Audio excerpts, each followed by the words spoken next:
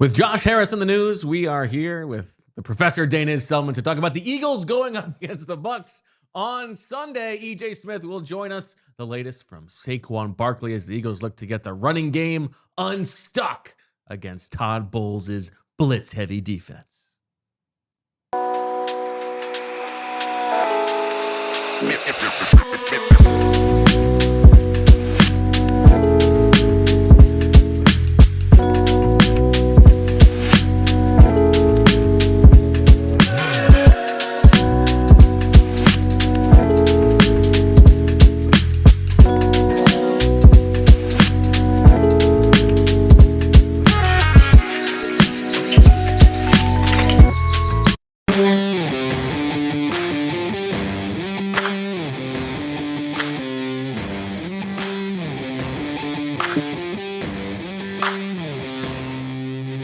Hello, everybody, and live from the Xfinity studio, this is the PHLY Eagles Show, presented by Bet365 and Xfinity, and my friends at Ashley.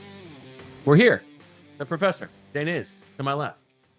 EJ Smith, he's grinding it hard at the NovaCare complex right now, hoping to talk to Saquon Barkley and some other people. We expect him to join us midway through this show. Let's get the energy up here. How you doing, Professor? I'm doing well. How are you? Great. I need to work on my sleep schedule. Yeah. I've been staying up till 5 a.m. Thursday nights. Just Thursday nights, huh? Yeah. Well, yeah, I teach. Is it nerves about Tuesday, the show? Thursday? No, it's not nerves. I just want to be prepared for the show. Okay. Give the audience what they need to know about the opponent and all that. So I've been grinding the film late at night on the opponent, but I need to change my schedule. 5 a.m. is not sustainable. What would you like to do? I don't know. I need to You're gonna try to get a little bit more earlier in the week. Earlier in the week. Yeah, exactly. Yeah, I mean, I'm a it's procrastinator by nature as well. I would also save it till the end. Third down is all about how you do on first down. Well, that's true. So if I can watch more film early in the week, I won't have to stay up at 5. Actually, that is making me change my tune about on Thursday the Eagles offense, because as a procrastinator, now I can actually kind of respect just wanting to get till fourth down to actually do your job then. Yeah, I mean, I think it fits better with the procrastination life philosophy for sure. Yeah. Now, whether that's a sustainable put together a good offense in the first half, miss me with that. Those tryhards. No. I'm going to wait until the very last second to get things going. I mean, it must be so nice to know you're going to win every game. Like I'm sitting in the stands. It's 26-7. People are upset. But there isn't like a feeling of, oh no, like here we go again. Like people aren't leaving early or anything. Like what a time to be an Eagles fan. Like it was just like, I won 18 of the last 19 games. Probably win this one too. And if you find some sort of way, if you know that you're going to win the game, might as well make it interesting, make it exciting. Exactly. Yeah. I mean, think about how much more boring this week would have been if it had just been like a routine Absolutely. win. Yeah. What would we be talking about? Yeah. We'd find so good. Oh my gosh, that's not interesting. People would be yelling at us for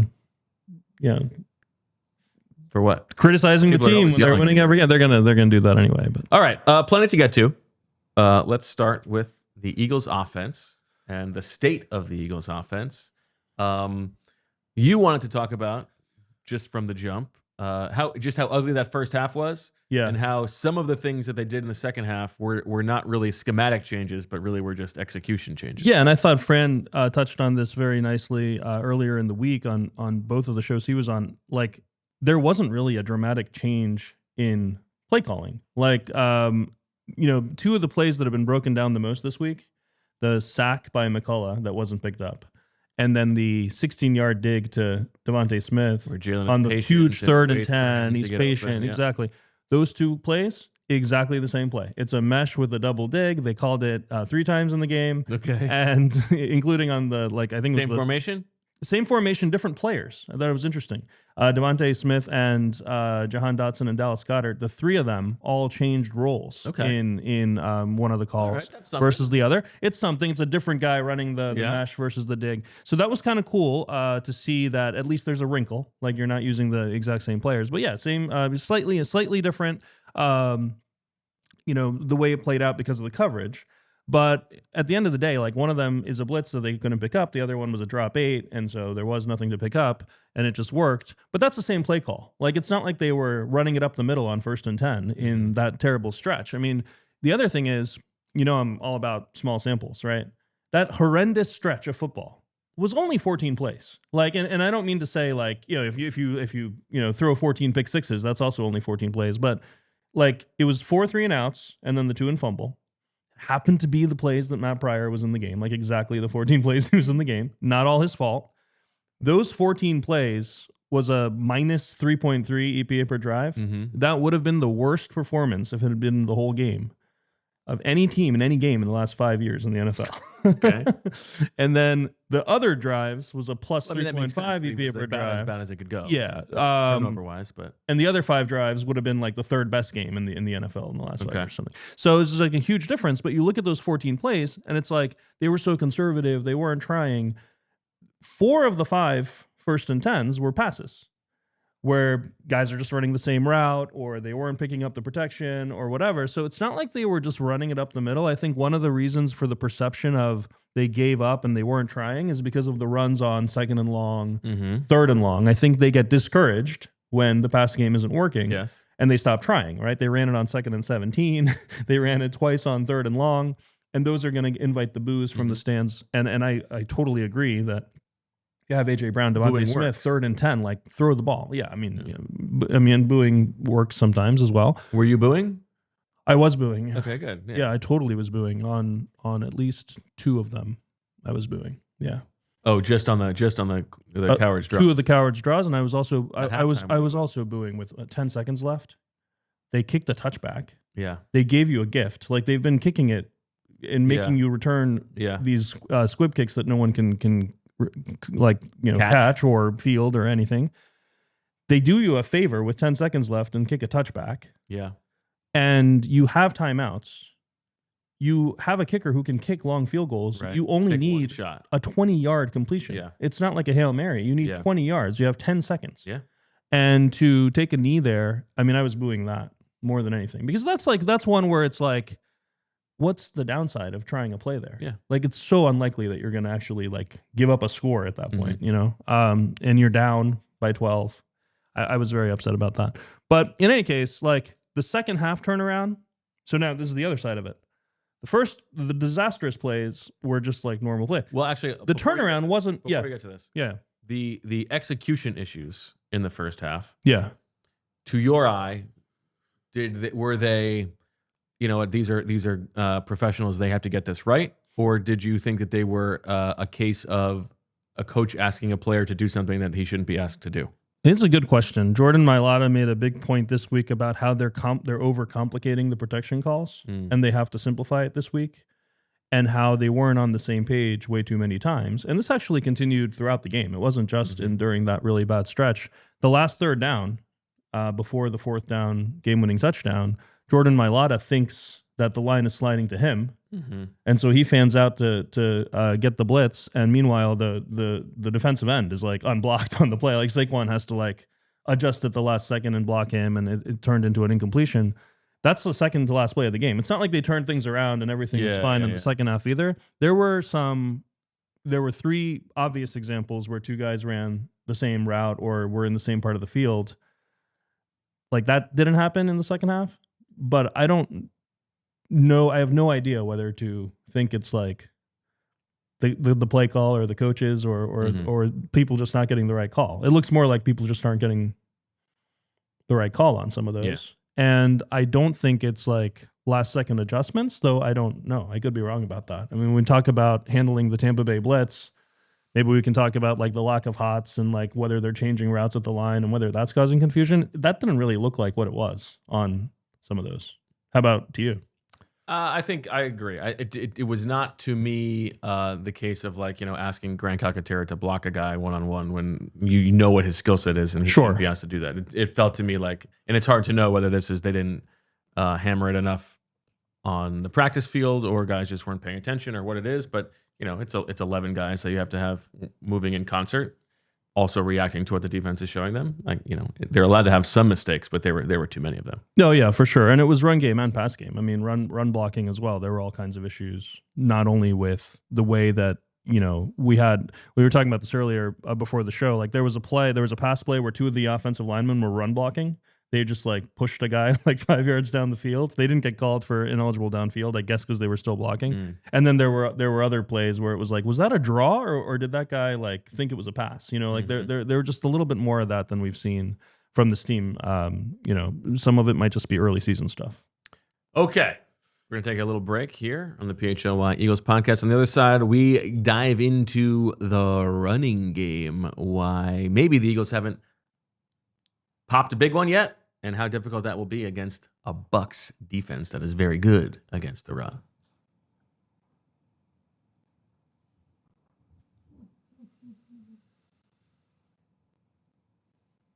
I see Fran in the chat. Good to see you, buddy. Unfortunately, I can't come over tonight. I know that you want to watch the big game, but I'm not getting fan-fished again. Because last time I went over there, lagging, buffering, switching between apps, trying to find the game.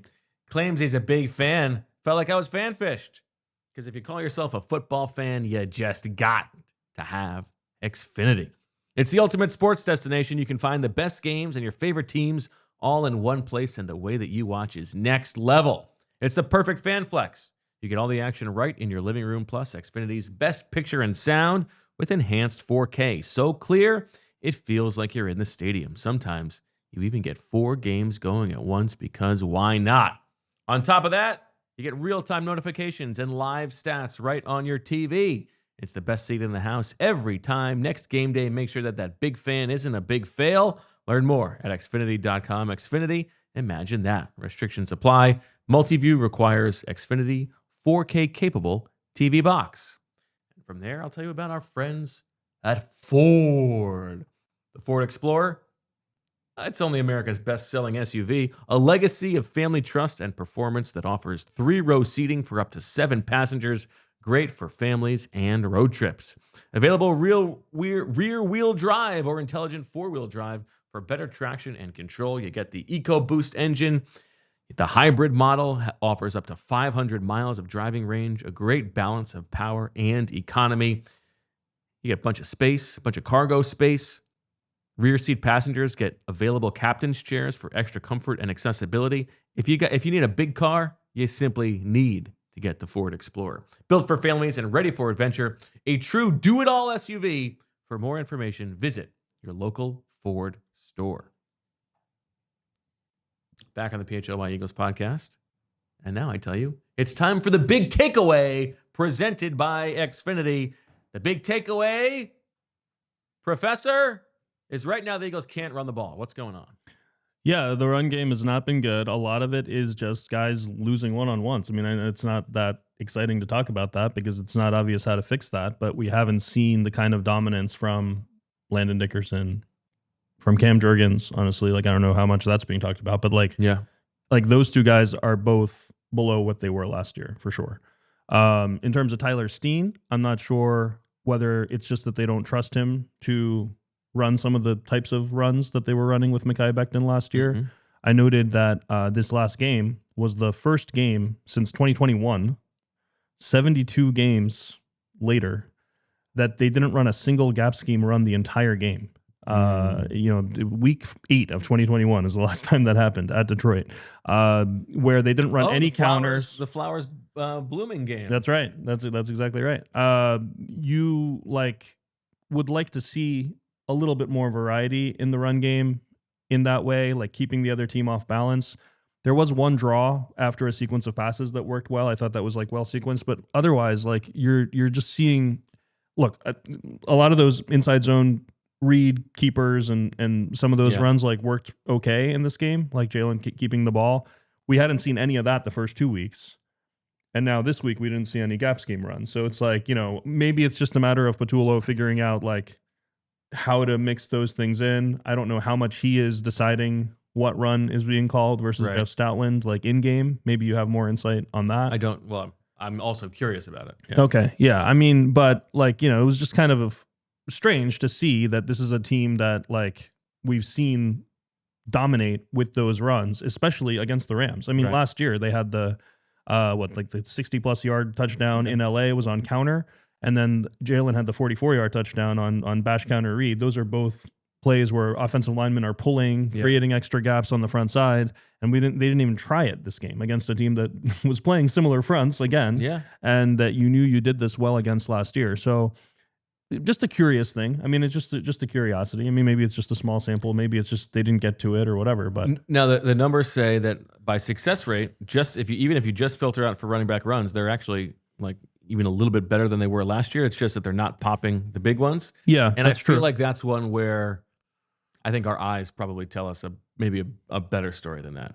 What do you think? Yeah, maybe. I mean, it's hard to tell. Success rate's also funny. Like, I'll look at the way they got those successful runs, and there's a big difference between like getting 8 yards on 2nd and 7 and getting 4 yards on 2nd and 7, but those are both considered successful. Right. So 4 yards on 2nd and 7, which the Eagles love to get, like that's still putting you in a 3rd and 3, which isn't great. Yeah. But that's technically a successful run because you're getting more than halfway to the thing. I don't know. Like I think there's been a lot of those kinds of successful runs, like 5 yards this year, 2nd and 10. Yeah, and then you're not getting the explosives. They're 7th in EPA per rush, but so much of that is the sneaks, like because those sneaks are super high EPA. Like if you can get like a 4th and 1 conversion, that's a massive boost in EPA. So like when you filter those out, they're more middle of the road. I don't know. I wish they would stop calling the game.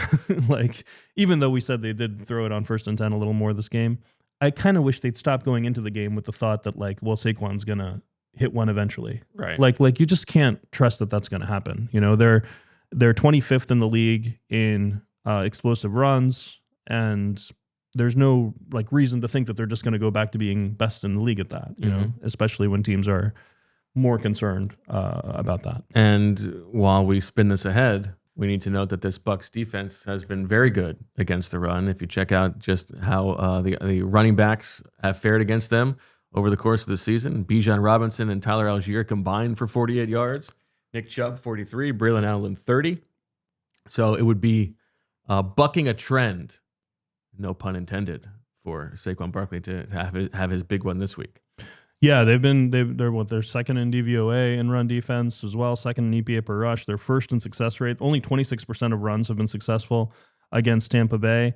Looking back to last year, the score got a little lopsided in that game, and so there were only 12 running back runs, but they didn't go that badly. And there was a 59-yard touchdown on the first play of the second half by Saquon. Oh, yeah. That was on an RPO zone run with Cam Jurgens pulling. And they also, this narrative that like Tampa Bay is good against the sneak. I mean, the Eagles were 4 for 4 on the sneak last year. Okay. They got stuffed in the playoff game. And there's been this like weird thing that Vita Vea is big, and it's hard to do the thing. Right. I don't know, I don't know, 4 for 4. Consumer Sports crumbling down. One of my former students, who also won the Super Bowl as the starting right guard of the Eagles, Brandon Brooks, was talking just random day. We were just talking about the run game and why it didn't work in a certain game. I don't remember which game it was, and I was like, yeah, but like last week they were doing these, and this week, and then I referenced a game against Tampa. This was after he had retired, so he wasn't playing in this game. And he was like, the Tampa game, they're like, none of those, they didn't call any of those, or they didn't do those. And he just looked at me and he was like, he basically was like, do you ever try to block Vita Vea? And I was like, no, I have not. And he's like, yeah, like you just can't call those plays, or like you can't expect to do that. Like he the way he talked about Vita Vea, and he talked complimentarily about a lot of opponents, but the way he talked about Vita Vea like really stuck with me. Like how like when Vita Vea is on the other team, you really have to change the way you approach the run game, approach like your whole thing, like because you cannot just assume that any normal run that you run will work against him. So interesting. Yeah. So so you would think more outside stuff. Yeah, if you look at like the past years, I was trying to find a pattern like that, and there wasn't really one. Okay. Like they kind of tried to run everything, but I don't have like exact data on like exactly when Vita Vea was in the game versus not. Yeah. All right, that'll do it for the big takeaway presented by Xfinity here in the Xfinity studio. Anything else on the run game that is concerning you before we move on to the tempo discussion? No, not really. I mean, Not like, my tempo. I do hope that, like, the Eagles are still running it on first down more than any other team in the league. Like, you hope that they are? I hope that stops. Like, I hope that the second half last week, and we talked about this a little, like, well, what is your guess? Just as what they take away from it? Do we see them go right back to conservative page one, or do you think that they come out trying to throw the ball more, taking that lesson from last week? It's been 4.5 years of like micro-diagnosing everything that Nick Sirianni has done and thought, and it's so hard to tell exactly what he's going to get out of something because it's so unscientific and so anecdotal. Yes. Like, he could point to like one play and be like, we did this on this play and it worked, so we're going to do it again. Like, he could look at those terrible drives and be like, we threw the ball on first down and ended up in 3rd and long. Yeah. And so let's not throw it on first down anymore. Like, we had to when we were down 17, but... Or he could say, when we had to throw it, we threw it great. Maybe we should keep throwing it. Mm-hmm. So it's really hard to tell. I think it's more likely it's the second one, especially because the players, there really seemed to be a messaging between Jalen telling Pam Oliver that they were playing not to lose. Yeah. Between the things that AJ Brown said in the locker room. I really do. Yeah, I think if those two guys are telling Nick, like, come on, man, like let us play. Let your killers, what did he say? Let your killers do their thing. Yeah, that's so good. It's such a good quote. So good. Like, and I think even if it's as small a change as like we are actually going to throw the ball to AJ, like. Yeah, and that's the thing. Like, we were talking about, like, the play calling. So many of the successful plays were just like ISO, 3-by-1, AJ Brown by himself. It doesn't matter if it's man or zone coverage because it's basically man on man on that side. And I mean, AJ Brown just boxes out a guy. Like, he's running that's his thing. He's running a basic stop route and he boxes out Darius Williams and throws him to the ground. He boxes out Emmanuel Forbes and runs right by him. I mean, those are plays that change the game, and it's not like you had to call some sort of brilliant, like play action that schemed him open or anything. Right. Like, you're running the same 3-man concept on the other side that you run all the time. And it's just a matter of telling Jalen, like, hey, look that way. You got AJ Brown over there. So as long as you do that and you make teams respect that and start to put a safety over there, like, maybe that'll open up the other concepts as well. So I hope that that's the lesson they got. But I'll believe it when I see it. You do not think that no huddle and tempo was the panacea here? No huddle definitely helped in this game. Now, I don't know if that was like a coincidence. I don't know if it was because it prevented the Rams from running some of their more exotic stuff, though. Chris Shula is kind of a madman. I mean, like, he was sending he was lining up 2 high safeties and sending one of them on what looked like a blitz, like from up high like that. No chance of getting there. Like, I don't know what exactly the point of that is. But he did that like 2 or 3 times. They were calling some crazy stuff throughout the game, including during the no-huddle stuff. So I don't know if it was that, but the no-huddle stuff worked. Jalen was 9 for 10 for 80 yards and a touchdown out of no-huddle in this game. And last year, he was also very good in no-huddle. 71 for 96, 3 touchdowns. So we have a graphic, I think, about no-huddle. The Eagles are 3rd in running it. And if those of you who can see this graph, Washington is breaking the graph because they're no-huddle over 60% of the time.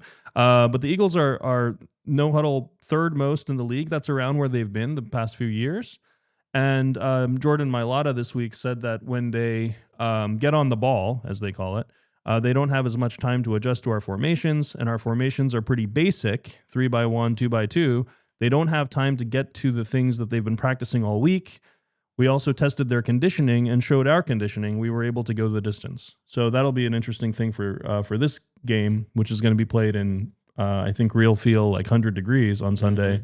Of, do you want to go no huddle and test your conditioning against theirs? Right. That might not be as obvious a ploy this week if you think they're used to their perspective is they would rather have a tired offensive line than a tired.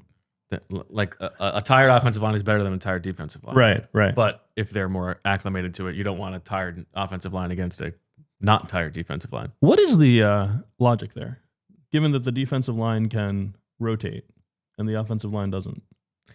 That's a good question. I think It's always like, let's tire out the defense. And it's like, what about you? Like, you're getting tired. I think there is less, I think a difference in explosiveness Okay. makes a bigger difference for the defensive line than for the offensive line. And if you think about athletically, that's probably the biggest difference there is on the field in terms of a one-on-one matchup is a D lineman versus an O lineman. So there's a maybe a minor advantage there. The flip side to that is, which we can get to, is I don't know how that works in concert with always snapping the ball late, because it's you're giving the defense the knowledge that like you're about to have to go. Right. You know what I mean? There's less of a surprise that the ball is snapped. You're also giving them just more seconds of rest. Yes. Yeah. So that's a different issue. Real quick, we can talk about that in a second, about when they don't huddle. When they do huddle, sorry. When they don't huddle, last year they were 12th in success rate. When they did huddle, that dropped all the way to 25th. Last year. And this year they're 7th in no huddle and 19th when they huddle. So okay, the overall success rates are higher with no huddle across the league. So I don't even want to quote those, because that's a little bit like that could be misleading. But they also rank higher when they go no huddle. So there has been some truth to no huddle works for this offense. You could argue that other teams like the Rams, for example, when they go no huddle, which no huddle or like 2-minute drill, their plays are far more simple than in the normal time. Like, like in charting this game, the Rams are doing all kinds of play action. Like the first 6 or 7 plays that they had in the passing game in the second half were all under center play action plays. And they're all very complicated motions, and they're selling a certain kind of run and running certain kinds of routes. That last drive, when they have to drive for the field goal, they're in shotgun. They're lining up pretty much the same way. Where's Jacorian Bennett? Where is he? Yeah, looking for Jacorian Bennett with Nakua on that side. But those are all like kind of similar route concepts. You could argue that with other teams, like it simplifies their offense. And I mean, no shot against the Eagles, but like the Eagles passing game is pretty simple already. And so like going no huddle doesn't exactly take away like interesting pass concepts. They're able to run a lot of the same stuff because they have pretty simple formations already. Makes sense. Okay. You want to talk about the snapping late stuff? Sounded like you wanted to talk about that. I do. Because you're the one who really like first got me onto this. And it is kind of maddening. And I don't know if it's purposeful. My sense is that it's Andrew, there's a graphic on the snapping the ball late. My sense is that it's not completely unintentional, but it's something that they would like to do better at, because it does seem like there are times when they are breaking the huddle really late, and that it's maybe messing up the functionality of the offense. Yeah, the first thing I thought back to, and what are we looking at here? I had to look up on the graph. So that is the percentage of offensive snaps. This is only the first 3 quarters and only when huddling. Okay, that the team waits until the play clock gets to 5 or less on the horizontal axis there, and the vertical axis is when it gets to 2 or less. And you can see the Eagles are far and away the highest in both metrics. They were similarly highest or second highest last year in this as well. And it kind of comes back to so just the pure number is crazy. 68% of the snaps this year, first 3 quarters when they're huddling, the play clock has gotten down to 5 seconds. And 32% of the time it's gotten down to 2 seconds, which is like when you're watching as a fan, you're like nervous. You're like, get this, get the snap off. Tipping off a defensive line, like okay, yeah, go exactly. And now, if you are worried about delay of game penalties, it's worth noting the Eagles only had 1 delay of game penalty all of last season that wasn't an intentional 4th down delay. They don't have any this year. Since the start of 2023, they only have 3 such delay of game penalties. There are only 5 teams with fewer. Okay. So it's strange that they're like off the charts, but how high rate of waiting till the play clock gets down. How often do they burn timeouts? Yes. Not as often as you would think. I didn't look that up last night, but like I know they burned one in this last game. Yeah. That also hasn't been like more than. It's harder to find that stat, but there was a place. I think you know a guy. No. Yeah, no, I know. No. I think like 2 years ago on the show or something, we actually talked about. I don't remember that. They really aren't that bad at that either. like at burning those timeouts. And Sirianni like really hates that. Like I don't know if the TV showed him, but like just watching with my binoculars, like he was pissed when they burned that timeout. Okay. He was yelling at anyone he could find to yell at. He was yelling at just like random people on the sideline. That's usually how he celebrates.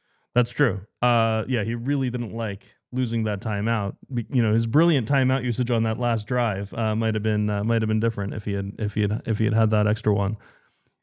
Speaking of this, by the way, like what's with the silent cadence at home? Like I'm an old man, okay? Like the people, you look great. The people, thank you. People around me are getting younger and younger every year in the stands. Okay, but like there used to be a thing of being quiet on offense at home, and it is gone. Like really, I'm telling you, like I don't think there's hardly any difference in the noise level between offense and defense anymore. And what are they doing? It's a combination of people don't yell and scream as much on defense anymore because they're like looking at their phones and stuff. Okay. But also on offense, like they're getting ready to run getting ready to run the quarterback sneak. Like the most important thing is that the players can hear the cadence on that. And everyone's going crazy, like yelling and screaming, excited. Maybe that's why they got to ban the play. Well, they're running the silent watch next home game. They're doing the Tyler Steen like butt slapping like silent cadence regularly at home. And that did not used to be the case. Like they used to do that on the road. Slap that man's butt. Maybe that's it. But I don't know. Look, Lane. Knock until you try it. Tyler Steen. Whew. Lane Johnson last year expressed concern about this very issue. Snapping the ball too late in the play clock, letting defenses run more exotic packages. Also said they were just better with tempo. Sirianni last year on this topic said that in practice, they set the play clock to 35. To make sure that they're getting plays in on time. Okay, so according to the metric I gave you earlier, if the play clock was actually 35, how many would they would have 68% of the plays would be delay a game. Okay. So I don't know if they're really like doing that. And they got them in on time. Yeah, I guess that's what it is. But between the silent cadence thing and the getting the play in and all that, I don't know. I don't know what to think. We just have to. We shouldn't think that it's going to change. All right, time to take a break. On the other side, we'll be joined in the studio by a special guest. You'll never guess who's joining us on the show. Bet365 has 90 million users worldwide, and they live stream 780,000 events each year with early payout offers across the NBA and NHL. And guess what? We got SGP Sundays coming up. It's never ordinary at Bet365, and you can see for yourself with the SGP Sundays when you place qualifying parlay bets totaling $20 or more on Sunday's NFL games and get up to $25 in bonus bets. Terms and conditions apply. Download the app and use code PHLY365 when you sign up. Breaking news for Bet365. New customers now get $200 in bonus bets when you bet $5, win or lose. Sign up, use the code PHLY365, deposit $10, place a bet for $5 to get $200 in bonus bets. If your bet wins or loses, bonus bets can be used on the spread, totals, player props, futures, and more. Whatever the moment, it's never ordinary. At Bet365, must be 21 or older and physically located in Pennsylvania. If you or someone you know has a gambling problem and wants help, call 1-800-GAMBLER. And while you're raking in all that money from Bet365, what are you going to do with that money?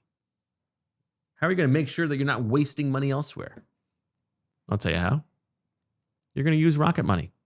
Because when it comes to spending, sometimes it's out of sight, out of mind. That daily coffee habit, getting all these chai lattes, those streaming subscriptions, they add up fast without even noticing. Because Rocket Money helps you spot those patterns so you can do something about them and keep your money in your pocket. Smart money moves are all about getting more out of every dollar. With Rocket Money, you can easily find forgotten subscriptions and have them negotiate bills for you, putting money back in your pocket. With all those savings, Rocket Money practically pays for itself. So, cancel your unwanted subscriptions and reach your financial goals faster with Rocket Money. Download the Rocket Money app and enter PHLY, Philadelphia Eagles Podcast, in the survey so they know that we sent you. Don't wait. Download the Rocket Money app today and tell them you heard about them from our show. Welcome to the show, EJ Smith. Talk for a second so I can move my mic. It is good to be here. Sorry I'm late. I was trying to get some color from the Eagles locker room for you. I did not hear from Saquon Barkley, but I did pick up a couple of things that I think will be valuable for the show. So I appreciate you guys holding down the fort while I was away. How useful do you find Saquon's availability normally? I find them instructive. I think all of the all of the big star skill Don't players ever this put your year, hands on my laptop again. I think they've all been interesting to hear from this year so far. Okay. But I did What not did you hear learn? from Saquon. I heard that Devontae Smith. He's still wearing his press pass. Still wearing his man. credential. I can't let Ooh, can I see that? you can. I don't know if I should let the. Is that like Oh, Super Bowl Deniz credentials? he's gonna take a picture of this with his mind. No, He's gonna no, I'm fashion just- his own Just version. curious. The Super Bowl I credentials. still they have told mine us- from the Super Bowl Radio Row. Yeah, They told us not to is show awesome. those on camera, the Super Bowl credentials. So That's right. I hope that the Eagles ones aren't the same way. that's right. But yeah, I learned that Devontae Smith feels pretty much very similarly to AJ Brown in regards to the aggressiveness or lack thereof from the Okay. Eagles offense. So Did he not speak after the game? I don't believe he did. I wasn't there if he did. But one of the things I found really interesting, and I want to hear what you guys think about this, was like Devontae talks about how defenses are trying to limit explosive plays from the Eagles offense. And while also taking Saquon Barkley away and zeroing in on Saquon Barkley. So I asked him, like, where's the space? You know, if it's a shell coverage that's limiting explosive plays, but also aggressive against the run, like those two things are kind of at odds with each other. So Devontae explained that they've been seeing a lot of cover 2, a lot of cover 4, a lot of 2 high safeties, but in that there have been aggressive fronts, a lot of blitzes and a lot of things to try and take away the running game while also being able to have that shell coverage. So he talked about needing to be aggressive against those and, being able to, take downfield shots against even those 2 high safety coverages. Yeah, this is an interesting sequence in the schedule where you go from Spags to Chris Shula, who's basically been running those kinds of exotic exchanges and pressures, to now the evil genius, as Jordan Mailata called him this week, in Todd Bowles, where, yeah, I mean, you can chart the coverages and it's like, it looks like they're running cover 2. Yeah. But they're running cover 2 where like the corner is going to be the safety and the safety is going to be the nickel and the nickel is going to be the corner, and they're doing the late rotation. And meanwhile, they have 2 defensive linemen dropping into coverage and 2 linebackers blitzing. It's not like just a matter of it being zone or man. It's a matter of it being, being able to communicate it all out. And I think Mailata was talking about, he called it splashing of the water, where they show like they're blitzing and then they don't. And the Rams did a lot of that, and it messed up the protection call between the offensive line and Saquon a bunch.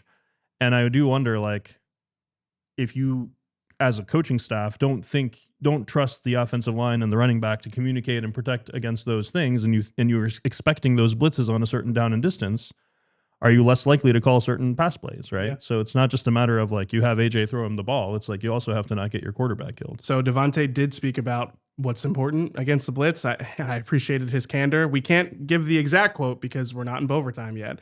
But he says, when we're on the same page, it works. When we're not, bad stuff happens.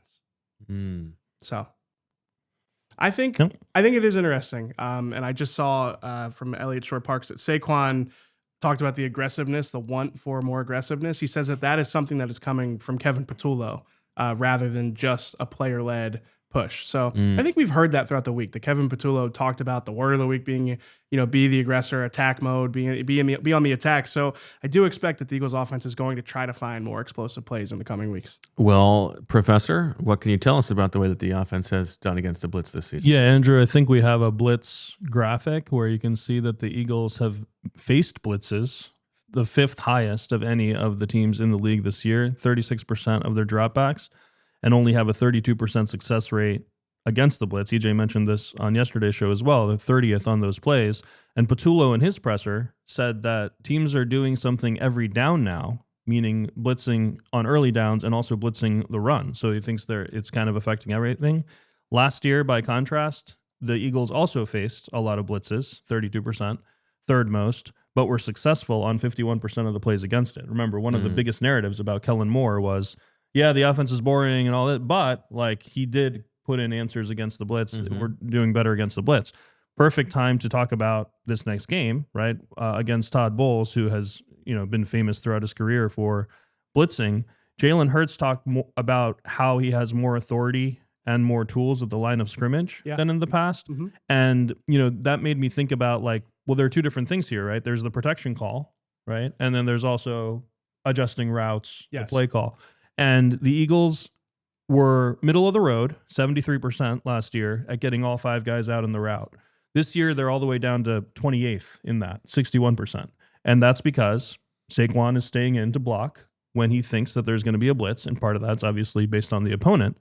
But he's terrible at it. like he's really bad at it. And this isn't I know I'm known as the Saquon hater, but I think Saquon would tell you this is the part of his game that he has to improve the most. They had AJ Dillon on the field on a 3rd and long last game to protect. They called the weirdest protection you'll ever see. They had AJ Dillon 1-on-1 against Jared Verse, and they slid the entire line to the other side. Don't understand that protection call, but the point is that's a situation where they thought let's have AJ Dillon in there instead of Saquon.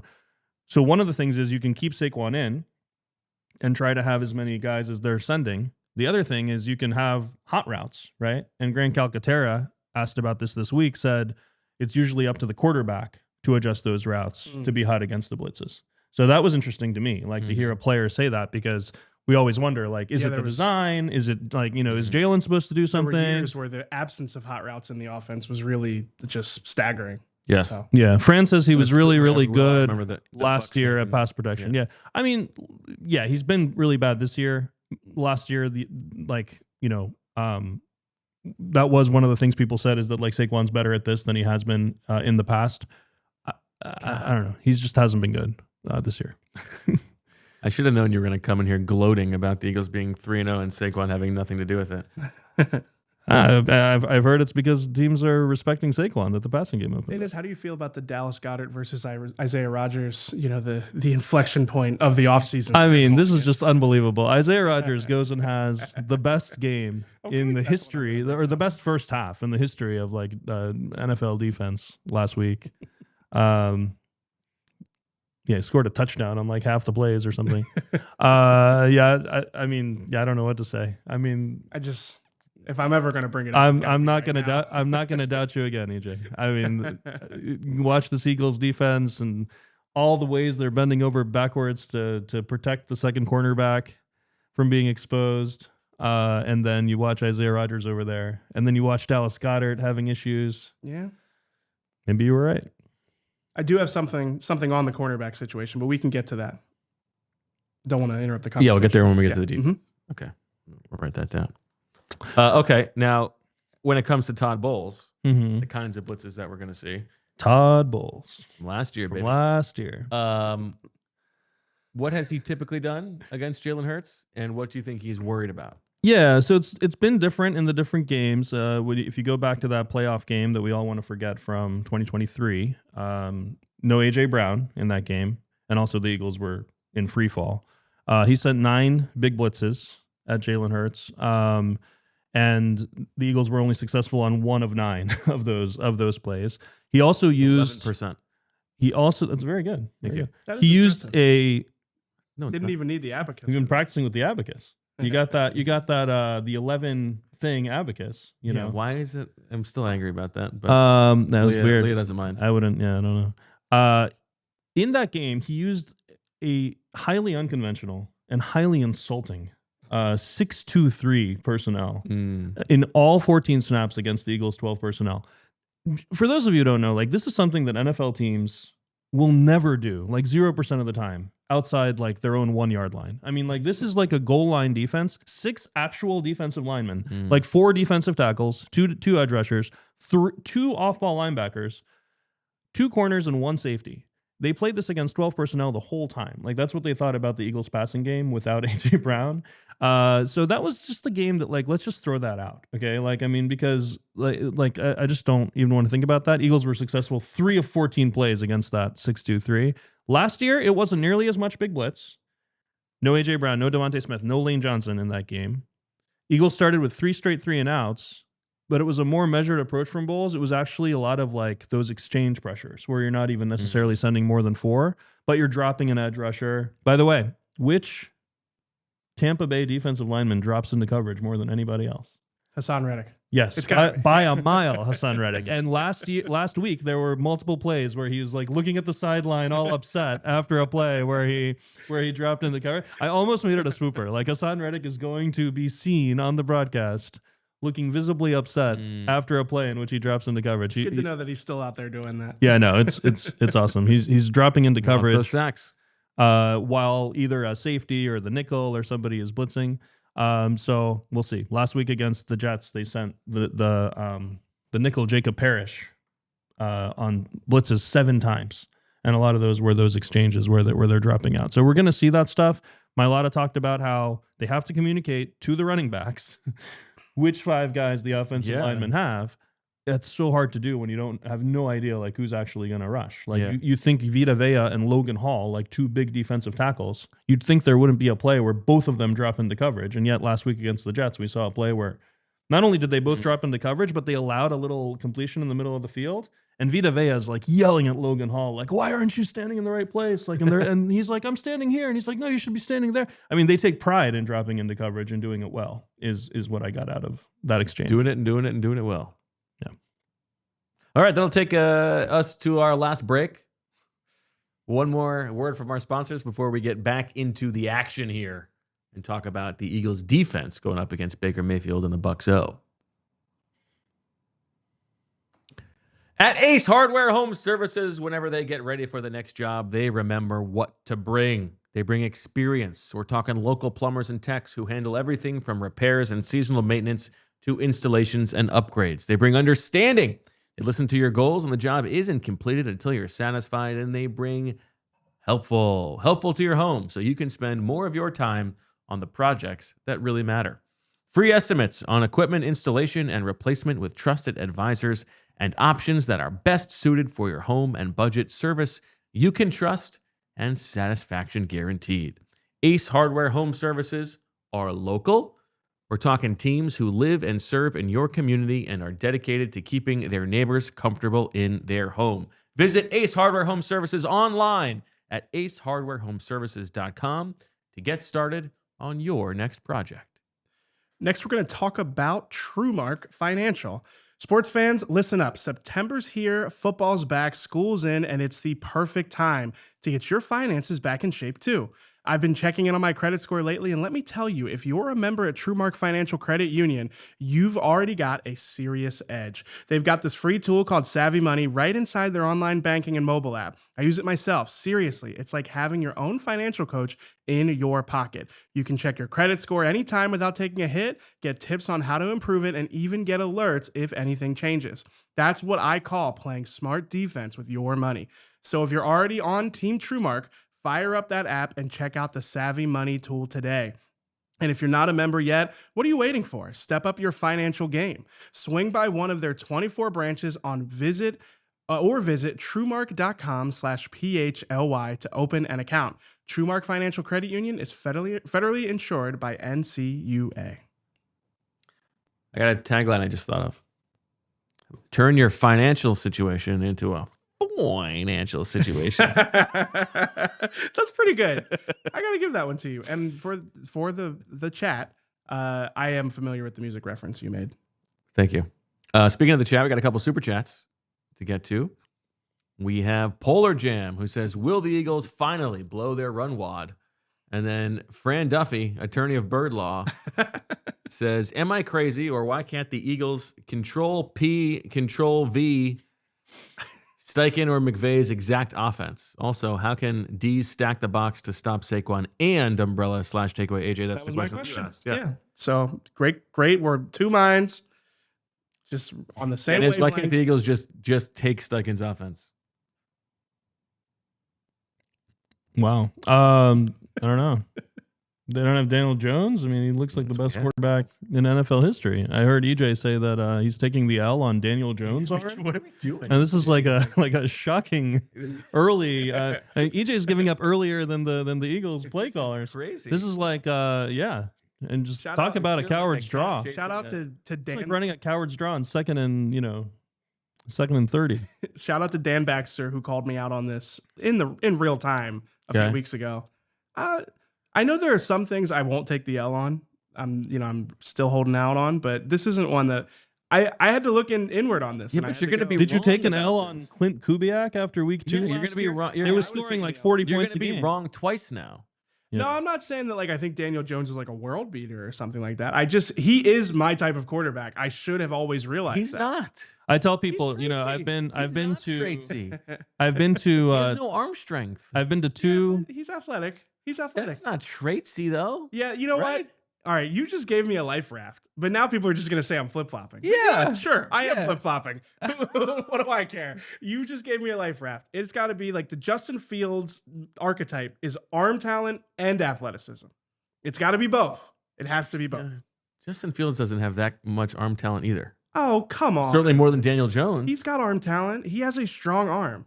It's not that he's like, he's not like got the angles and the manipulation and all that stuff, but he can throw the ball far, which is doesn't have to be that complicated. I'm lucky enough to have been to 2 Super Bowls. I've been to 6 World Series games. I've been to 3 NBA Finals games. There were thousands of people at those games. The game that I tell people that I was at, the Daniel Jones tripping over himself game, was during COVID. There were only like a few thousand people there, and I can proudly say that I was one of the people who saw Daniel Jones trip over himself live. What a time!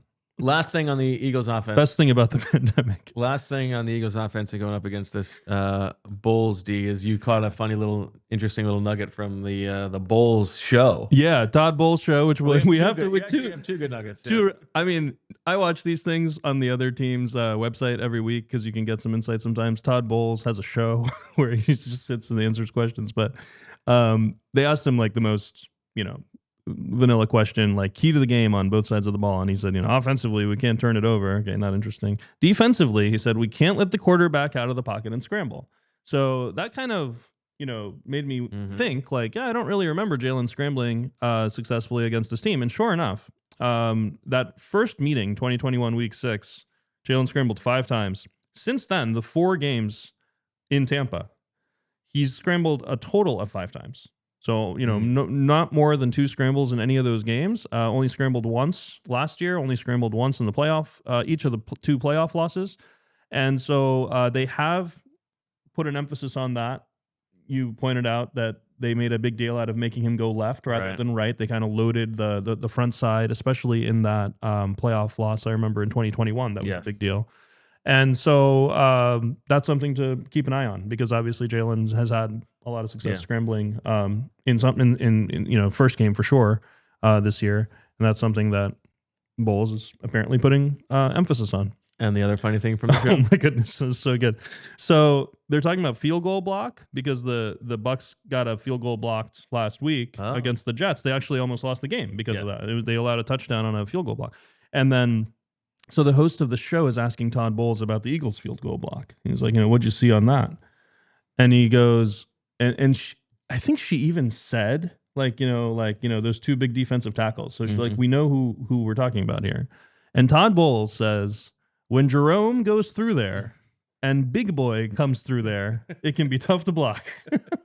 So Jerome is presumably Jalen Carter, right? And Big Boy is Jordan Davis.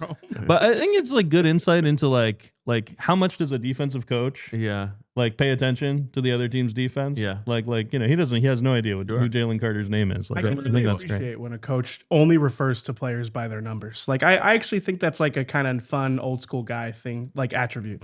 Jerome. It depends on who's doing it. Yeah. You don't think so? Depends on like Buddy Ryan. Buddy Ryan famously didn't even know his own players' names. Like, I mean, that's just 98's gotta get off the ball. Arkansas 86.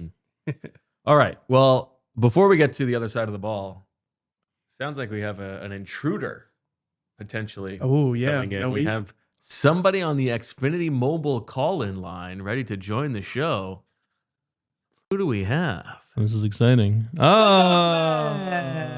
Friend Duffy. How we doing, Mr. Duffy? Who said something to upset him? Well, everybody, to be clear, but we have to address the elephant in the room. We've had another swooper controversy. Oh, get out of town. Wait a second. Get What? out of town. We have? This is I ridiculous. think we need a close up on this this man. This is ridiculous. This man right here. Uh-oh. Don't listen. We have worked Here it hard comes. to make this game get back on the level. Don't try to bring shenanigans here. Wait, is this the delay of game? It's No. not shenanigans. It No, is you. shenanigans. This is If ridiculous. this was, if this Get him was, off the screen. if Oh, this was the no. opposite, if the inverse had happened, No, you would be no, throwing no. a fit. No. I have no It idea. is. I have no idea what this is. This is nonsense. The item in question, the Darius Cooper versus Cameron Latu snaps.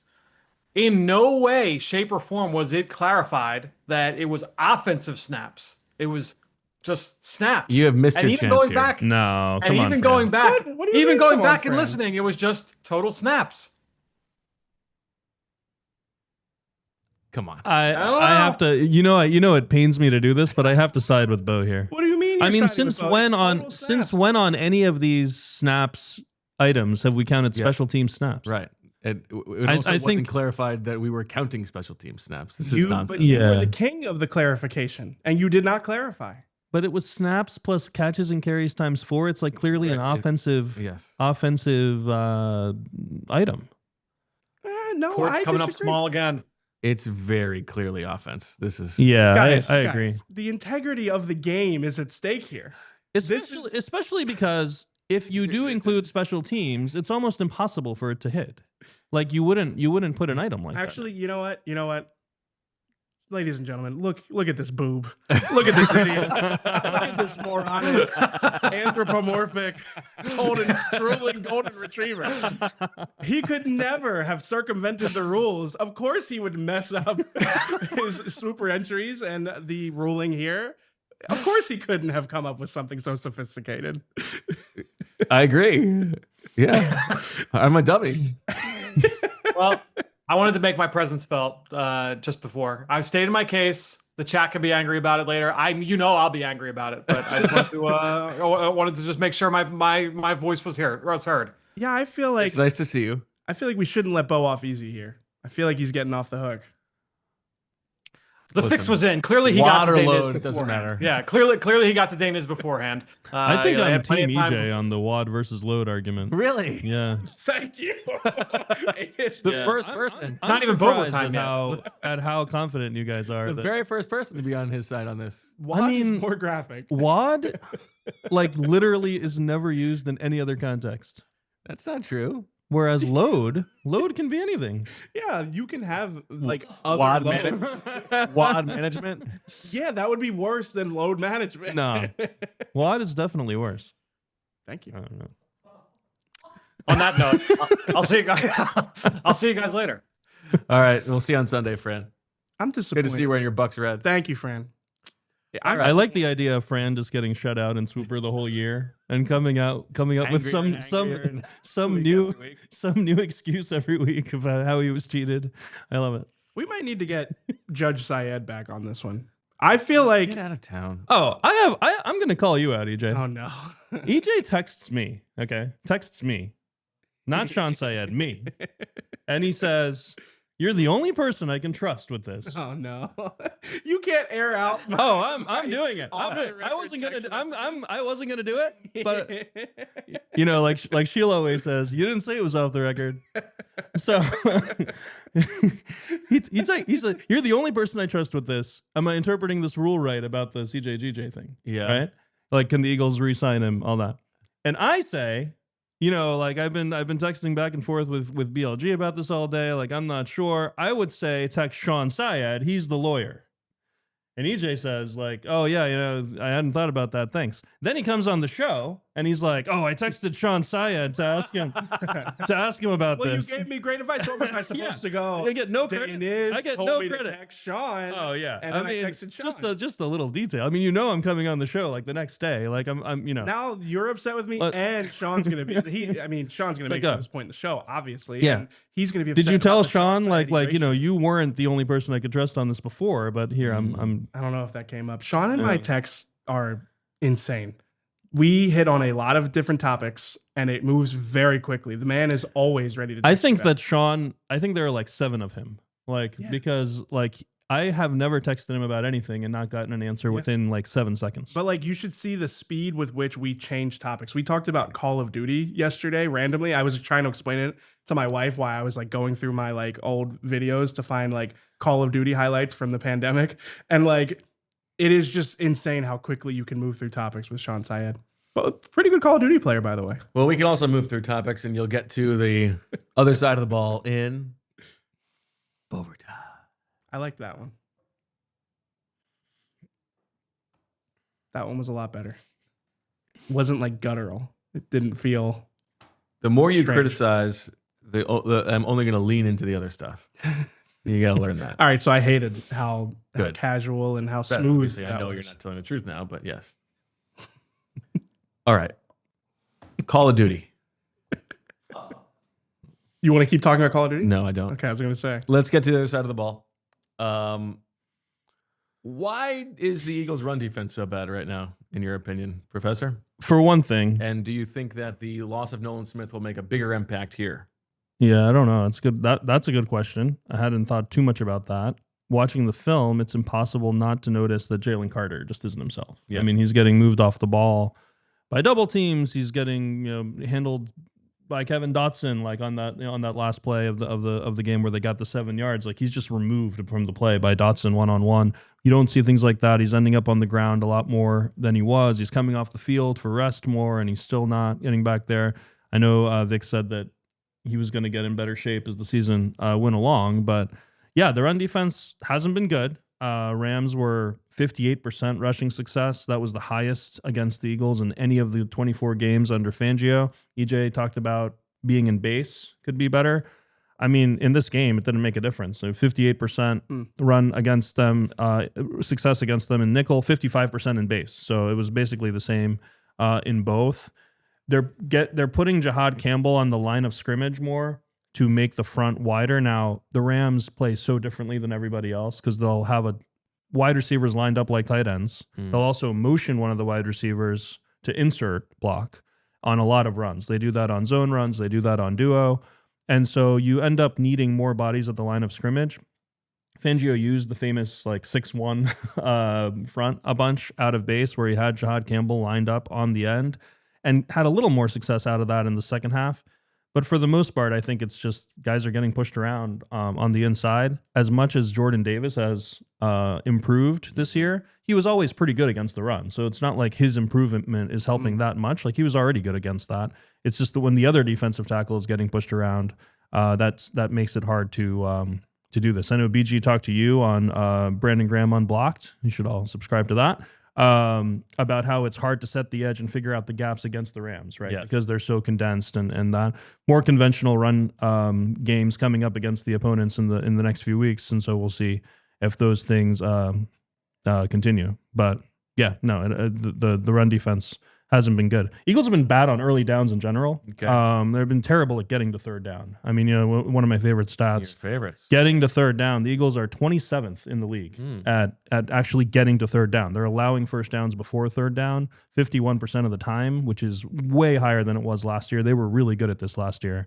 They've been doing okay on late downs. They end up 21st overall in series conversion rate, but they were first in this last year. I mean, like this was a defense that was off the charts last season, and they've been kind of living on being good on late downs and being good in the red zone. They're also 7th in the red zone at stopping touchdowns. And so the sustainable things like the early downs, the middle of the field have not been good.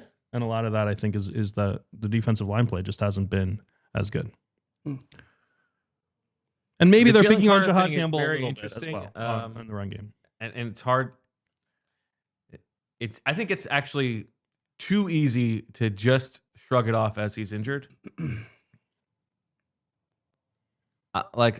Jalen Carter is just 90% of Jalen Carter, that makes a huge difference on this team. Yeah, I mean, he was the driving force for them, especially in that front seven last year for so long. I think it could be as simple as he's just not totally right. But to your point, like, it kind of helps contextualize like the superhuman or the Superman nature of the way that he played last year. I think we had a bit of a disagreement in the summer about, like, I didn't think that he had the kind of camp that we were expecting. We didn't disagree on that. I completely agreed. I thought in the moment I attributed it more to like he doesn't have to be a practice record exactly. every single day. But now that he's sort of started the season a little bit more quietly than we expected, I think that it probably was foreshadowing for what was to come.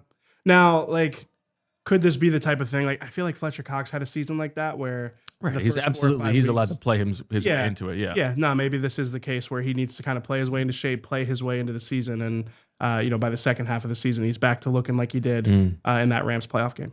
How do you feel about EJ's fascination with the base? He loves base. Kind of speaking of base, when it's in base that Jahad Campbell lining up turns it into a 6-man line. Friend of the show, wannabe GM, who was on the show there he is. with you guys, points out that it wasn't the usual 6-1. He went bare front. It was a very effective changeup. Looking at the way that went in the second half, there were plays where they were 6-1 like that in the fourth and one. The big stop was one of those. In fact, Sidney Brown blitzes on that and makes it 7 at the line at the last second. A lot of those are, and I'm not sure if this is what wannabe GM is referring to, but a lot of times it's a late shift into it as well, where you've got Jahad Campbell shifting into that, and then the defensive end tucking in, and kind of, if they have a run called that's going to work against the other front, and they didn't do that nearly as much last year, where they shifted late. EJ's fascination with with base.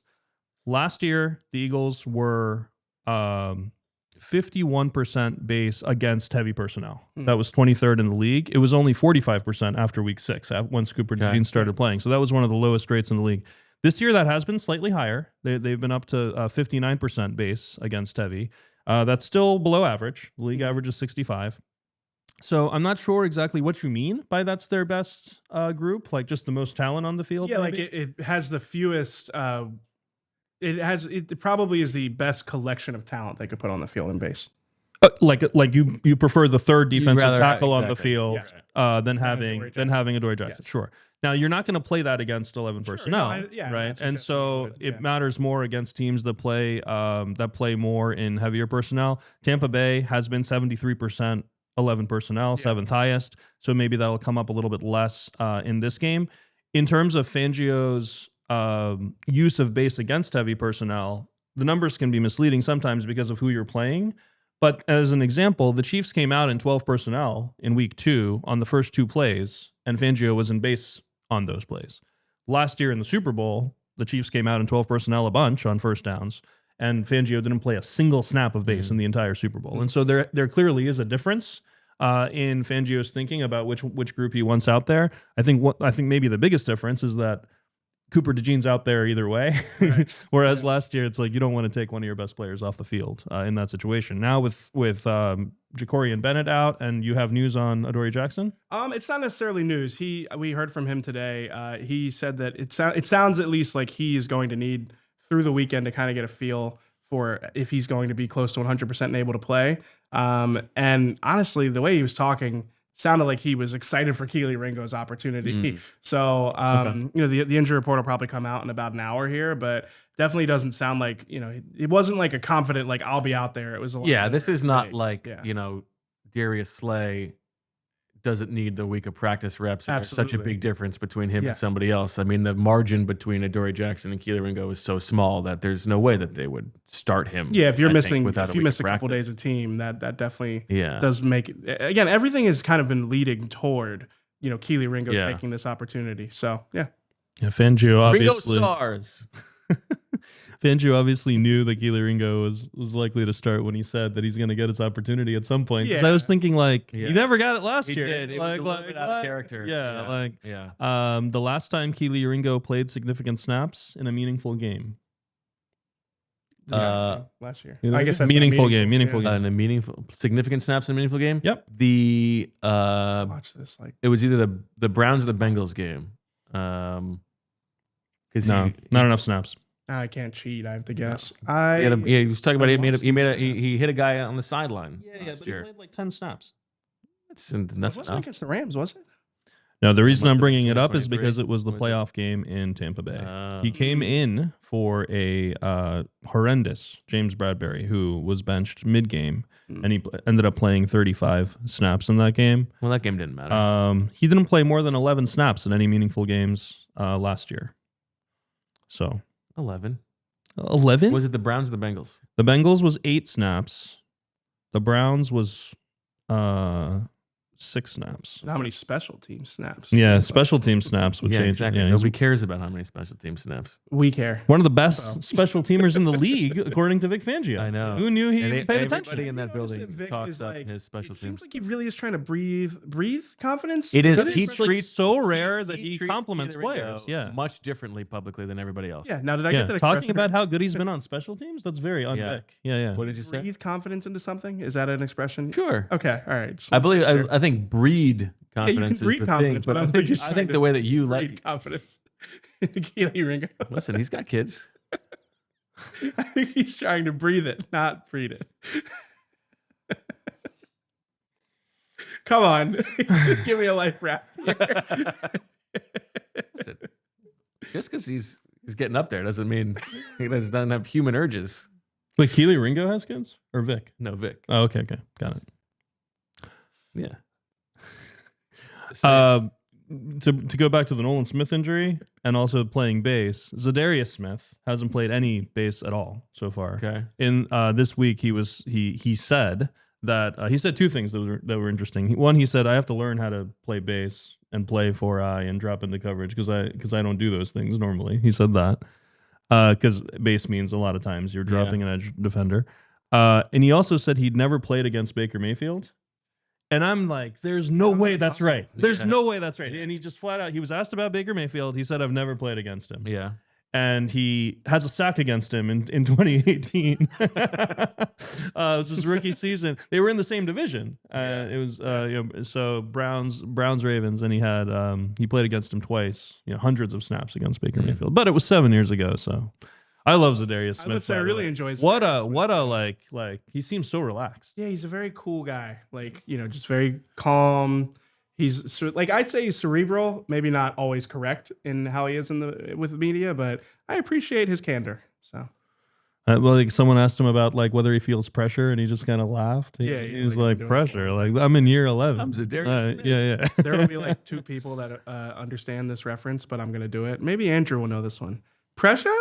What pressure? Do you know this? Do you know it? I feel like I've seen that or heard that, but I don't remember what exactly it is. It's I think her name's Chloe Kelly or Grace. Grace Kelly's a celebrity. It's Chloe Kelly. Yeah, Okay. female soccer player. Nice. Somebody will get it. Clip it. Chat's not helping you so far.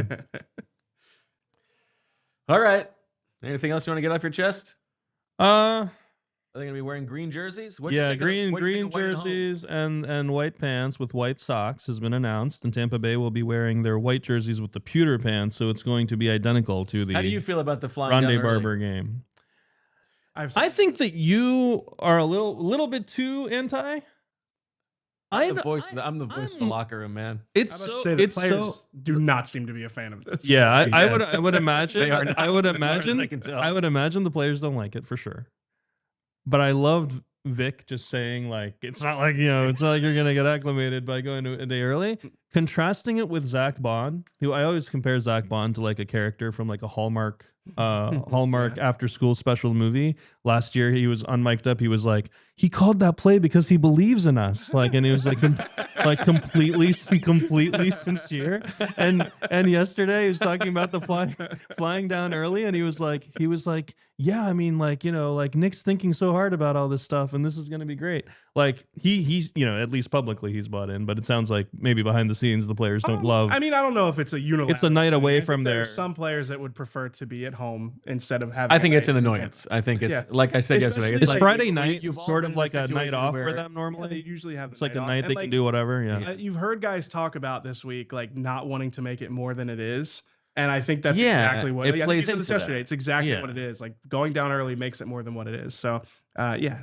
I wonder Yeah, I if think it's like I said it yesterday. Everybody has been in a situation where like your boss is asking you to do something you think is dumb, and you're like, okay, I guess I'll do that doesn't mean that you Never think been it's in a that good idea. situation. How much of during this my is time here. how much of this is Sirianni listening to the sports science people, and how much of it is him using this as an excuse for the team camaraderie and togetherness? They had like the all access video, and last week it seemed like he was focused. You know how there are only 3 things now instead of 5? It's like tough, detailed together Mm-hmm. instead of whatever the other 5 were. And he seemed really Football IQ. focused. Yeah, whatever it was. Compete, football IQ. Yeah, tough. Yeah, Yeah. Toughness. Yeah. So he got that down to 3. And as he continues Everybody needs an editor. on That's his good. path to becoming the highest winning percentage coach in NFL Yeah. history, it's probably going to whittle down to just one thing by Right. the end. But he seemed Cojones. focused on the together last week. Like that was like a thing. And so I'm wondering if this is part of his get an Sure. extra night in the hotel, hang out, Yeah. go to dinner together. Categories. I don't know. I mean, I'm just throwing that out there. I'm wondering if you think that's part of it. Could be. Yeah, I don't know. I'm sure somebody in the training staff is. But it sounds like the players aren't saying that, right? Yeah, the players aren't saying we're going to get to hang out. This will be yeah, I think that fun. They would have preferred to do the normal thing. Yes. Also, shout out to the Truth for knowing my reference. So I told you somebody out there. Yeah, that's what it's all about.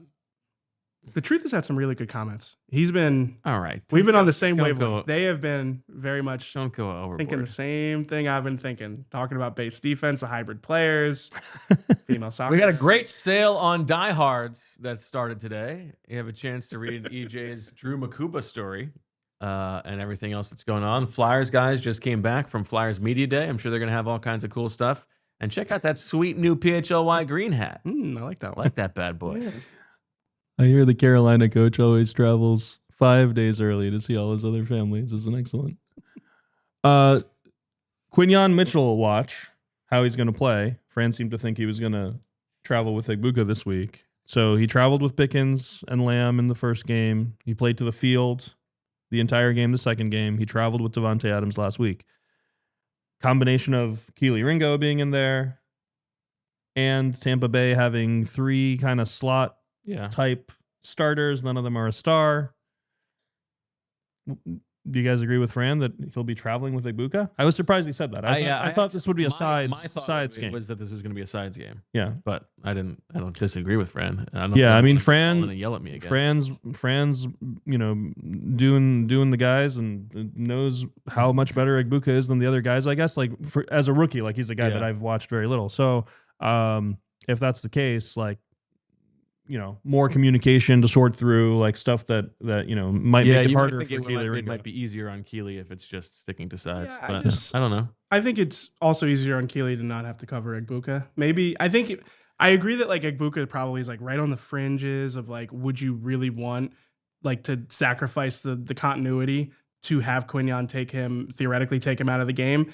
I sort of lean with Fran though. I think that him. Well, if Mike Evans was playing in this game, we probably assume that he'd follow Mike Evans. Yeah, and that's also another aspect to it. It's maybe you think it's week 4, the games we want to win, we're gonna need Quinyon to follow. So while it isn't ideal, maybe it is. Maybe the growing pains early in the season will be worth it. I don't know. I know that you don't want it to be too forward thinking about it, but if it's close, maybe you lean toward they have to get used to it eventually anyway.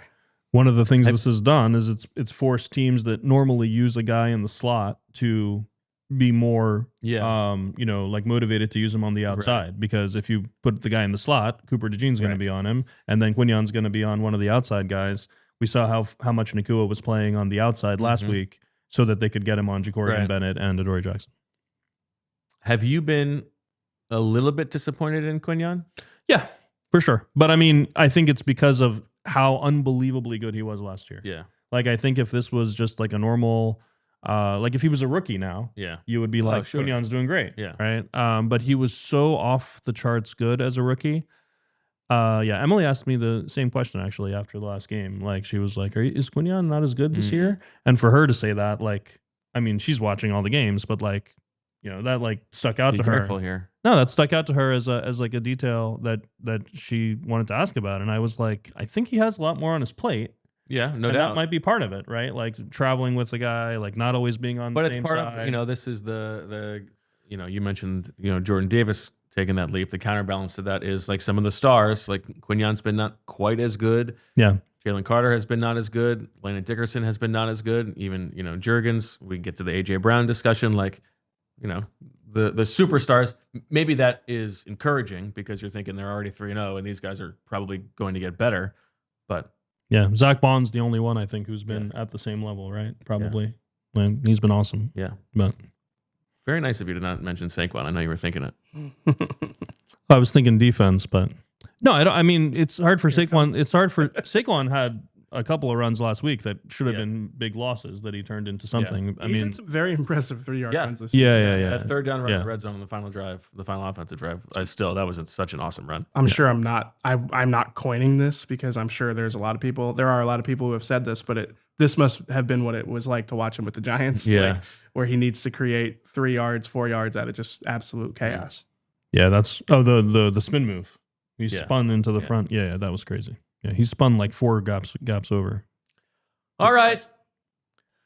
That's it. That's for the week. Okay. We did 5 shows. We got the BG show too. You don't want to hear what music was playing in the Eagles locker room? I could give you that. Yeah. What else you got? Happy Feelings by Frankie Beverly. That's a Jalen. Yeah, Jalen. Jalen always has the aux on Fridays, and that's mostly context clues of like it's the music my dad listens to. Yeah. So I believe I like this. I like this from Jalen. Yeah, it's good. The chat, or I guess that's chat. Chat may not know that that's the song that was playing when he had his Michael Jordan moment where he walks out with the Lombardi Trophy and sits there in the hallway with it by himself. That was a song in the background. So. We get so much into like the weeds with some of this analysis stuff that like, or at least I do, that it might not be clear to everybody. So I just want it to be known. Like I love Jalen Hurts. Like I love being a fan of the team that Jalen Hurts is the quarterback of. I've said this since like his first year playing. Like you get frustrated with something sometimes, whatever. But like, I mean, look around the league. Look at a bunch of those other quarterbacks. Why would you want to root for any of them? I mean, that's all. I think he's great. Yeah. I think this is a pro Jalen podcast. I mean, little tease here. In the early bird, I'll have a discussion that I had with somebody about the completion we talked about with Fran to Devontae Smith against the Rams, where he gets to the third man in the progression, and just how like this will be my commentary on it, like how if other quarterbacks had made that throw, if Justin Herbert had done that, oh my god, got to the backside crosser. Oh yeah, totally. And, I just think. Totally. I think he has taken a step in processing this season that I think in time people will probably appreciate. And he doesn't get credit for making the right read on RPOs and zone reads and things like that some of those quarterbacks don't have to do. Like those are decisions that you're making too. I also the one thing that does bother me about those is this happens with Herbert a lot, but also a lot of the other hipster favorite quarterbacks. If you don't pay attention until the later rounds of the playoffs to football, Justin Herbert is the quarterback of the Los Angeles Chargers. It's always like, oh man, look at this throw he chooses to make, and he just misses it. Like, oh, like this is a great read by him, and he can attempt this throw, but it's not quite complete. Like, what is the participation point trophy for that? like Jalen Hurts doesn't get credit for that, right? Yeah, and he doesn't miss guys. Yeah. When he throws the ball, Completely agree. Yeah, that's all. He's not the tacticos quarterback, but he's been playing well this year. Yeah. I've said it. My Jalen opinion has really moved even more this year. We're putting this out there right before the Bucs game though. Yeah. What a psycho he is and how much he wants to win, and the fact that there's no way that the only stat he cares about is like he wants to catch Michael Jordan. Like he wants to get 6 championships. I'm not even kidding. Like I think that's his thing. Like he wants to get 6 championships. Yeah. And I'm just like imagine, or maybe he wants to get 7 to catch Brady, but like that's what he cares about, and he won't celebrate until that happens. And like what could be better as a fan? Even celebrate that, but yeah. He might not even celebrate that. Yeah. So yeah, I think you're right. Yeah. Yeah. All right. That'll do it for this episode of the PHLY Eagles podcast. Got you covered on all facets on Sunday. Kickoff show, 12:20. EJ will be down in Tampa. You got any big plans? I'm going out to dinner with Back Zerman, and I'm going to celebrate because Aston Villa finally won a game. Oh, congrats. Oh, man. What a feeling. Forgot what it felt like. All right. Very exciting. We'll have the halftime show, and of course, we'll have the post-game show. All here. Fantastic. Thank you, Andrew. Thank you, Professor. Thank you, EJ. Thank you, Fran. We'll talk to you on Sunday. And as always, we love you. We all silly like the mayor.